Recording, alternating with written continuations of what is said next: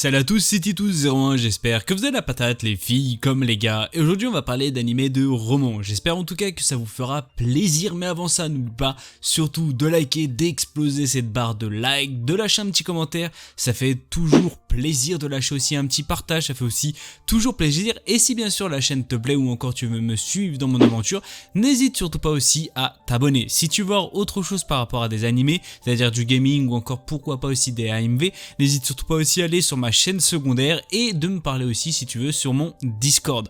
Dans tous les cas on s'attaque tout de suite sur cette vidéo. On va parler de Otaku ni kwa wa Muzukachi, ou si vous préférez de Otakua, l'amour c'est compliqué pour un otaku. On est basé de 11 épisodes après 22 minutes, il est disponible depuis 2018 et si vous êtes intéressé par cet animé, il est disponible sur Prime Video. On est plus basé sur de la comédie, de la romance, du jeu vidéo, du manga, de l'otaku et bien sûr du quotidien. L'histoire va nous entraîner dans le quotidien de Narumi, une employée de bureau qui fait tout pour cacher son côté fujoshi. Pour ceux qui ne savent pas trop, c'est tout simplement une fille pourrie qui est tout simplement fan de Aoi.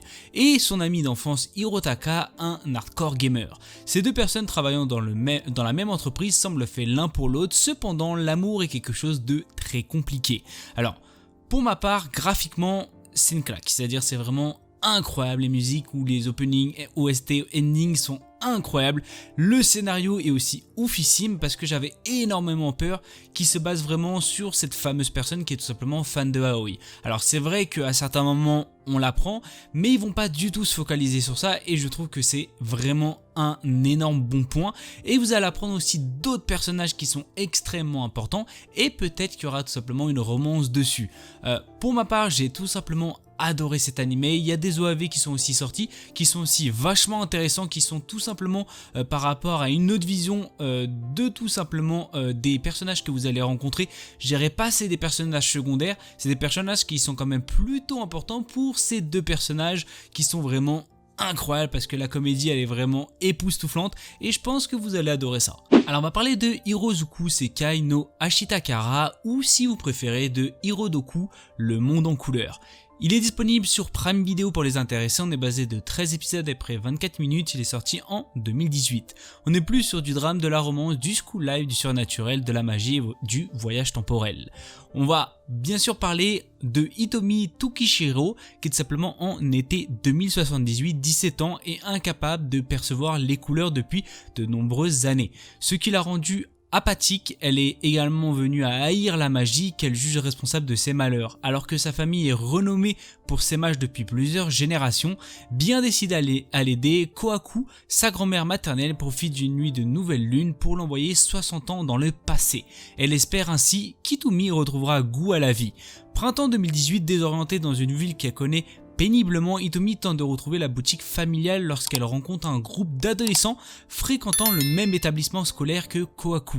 Ils lui viennent en aide et lorsqu'elle rejoint l'établissement, ils lui proposent simplement de rejoindre leur club dont fait également partie un certain Yuto qui passe le plus clair de son temps à dessiner. Des œuvres qui sont les seuls éléments qu'Hitomi est capable de voir en couleur. Alors pour ma part, l'animé est oufissime, c'est-à-dire graphiquement c'est incroyable, j'ai jamais autant accroché tout simplement dans un animé comme ça parce que c'est quelque chose vraiment qui t'entraîne et sincèrement tu veux obligatoirement savoir la suite. Et ce qui m'a énormément vraiment scotché, c'est le graphisme qui est tout simplement incroyable. Déjà le studio d'animation je le connais un peu fréquemment, on le voit régulièrement dans des animés et sincèrement la plupart du temps c'est des énormes masterclass quand ils font des animés et ils l'ont fait et sincèrement c'est oufissime, c'est-à-dire je vous conseille vraiment graphiquement, c'est un pur régal. Point de vue scénario, c'est aussi un pur régal et sincèrement l'histoire est vachement entraînante. Je pense que ça va aussi vachement te plaire. Dans tous les cas, n'hésite surtout pas, la romance elle est présente, la comédie à certains moments elle est aussi un petit peu présente, mais vraiment on va être focalisé sur le monde en couleur et ça je trouve que traiter le sujet c'était quand même plutôt compliqué et eux ils l'ont fait avec une aisance vraiment incroyable et je pense que pas mal de personnes pourrait adorer cela. On va parler de Kwa wa Ame Agari ou No Yuni, ou si vous préférez de Après la pluie. On est basé d'à peu près 12 épisodes de 23 minutes, il est disponible sur ADN pour les intéressés et c'est sorti en 2018. On est plus basé sur de la comédie, du drame, de la romance, du school life et bien sûr de l'école. On va suivre le quotidien de la jeune Akira Tachibana et celui de son entourage. Cette dernière a des sentiments pour son manager de 45 ans, mais il est persuadé qu'elle est systématiquement en colère contre lui. Il y a aussi son camarade de classe Yoshi Izawa qui ne lâche pas d'une semelle dès qu'il en a l'occasion, mais se fait toujours lamentablement ignoré. Son Kohei qu'Akira encourage dès qu'elle peut et qui est presque aussi bonne qu'elle ne l'était en course. Et puis il y a aussi ses amis au lycée ou encore ses collègues de travail. Ce qu'il faut savoir, c'est que au tout début j'avais un peu peur parce qu'on va pas se mentir qu'une petite lycéenne ou une petite jeune fille qui va tout simplement avec une personne de 45 ans, on en voit aussi régulièrement, vous inquiétez pas, mais c'était vraiment très chelou. Sincèrement, comment ils allaient tourner l'animé, ça pouvait être vachement chelou et ça aurait été plutôt dommage. Mais ce qu'il faut savoir, c'est que l'animé en lui-même est quand même vachement intéressant. Je trouve qu'il y a quand même pas mal de romances, pas mal de comédie dessus et je trouve que c'est ce qui rend l'animé plutôt joli à regarder et plutôt agréable à voir. Alors après, je dis pas que c'est quelque chose de sain de se mettre tout simplement t'as 15 ans, de se mettre avec une personne qui a 50 balais, mais l'animé en lui-même est quand même plutôt bien réalisé, c'est quelque chose quand même qui pourrait peut-être faire changer la vision à certaines personnes, je ne sais pas.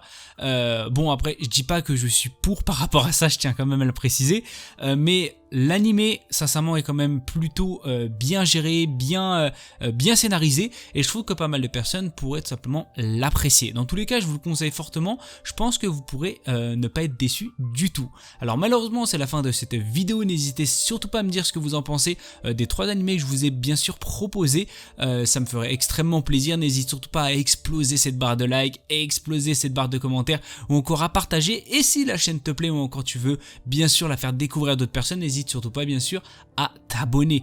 Sur ce, je fais plein de bisous à tout le monde, c'était Tito Commande, peace.